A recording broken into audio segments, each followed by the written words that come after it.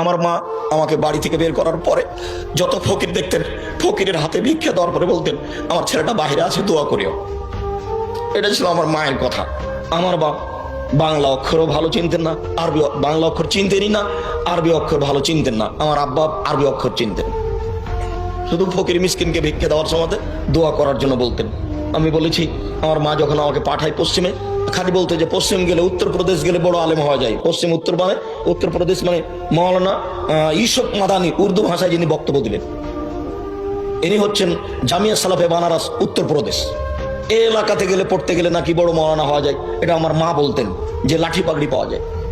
আমার মা আমাকে প্রথম দিন সাথে করে নিয়ে গেছিলেন পড়তে পাঠানোর জন্য। আমার মা চলে যাওয়ার পরে আমার ওই দৃশ্যটা খুব মনে পড়ে। যেদিন আমি দেশ ছেড়ে ইন্ডিয়া চলে যাই, সেদিন আমি সকালে বলেছিলাম, মা আমি ইন্ডিয়া চলে গেলাম।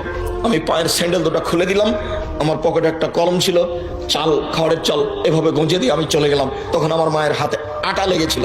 আমার মা রুটি বানাবে, চাঁপাইনবাবগঞ্জের মানুষ, সেই জন্য প্রস্তুতি নিয়েছে। আমার মা আমাকে বলছে, যাস না, পুলিশে ধরে নেবে, পুলিশে ধরে নেবে, মারবে, যাস না। আমি এভাবে আমার মা বলতে থাকলো আর আমি চলতে থাকলাম। আমার মা পিছে পিছে কিছু রাস্তা আসলো, তারপরে দেখলো যে ছেলে আর ফিরবে না। তখন আমার মা ফিরে চলে গেল। তুমি তাকে ক্ষমা করো, তার কবরের শাস্তি তুমি মাফ করো। আমার মায়ের জন্য আমার এই দুটো দৃশ্য খুব মনে পড়ে। তুমি আমার মাকে ক্ষমা করো, আমার বাপ ক্ষমা করো। আমার বাপ যখন আমাকে আগাতে আসতো, ফিরে যাওয়ার সময় দুই চোখের পানি ঝরঝর করে ঝরতো। আমার মার চেয়ে আমার বাপ নরম মানুষ।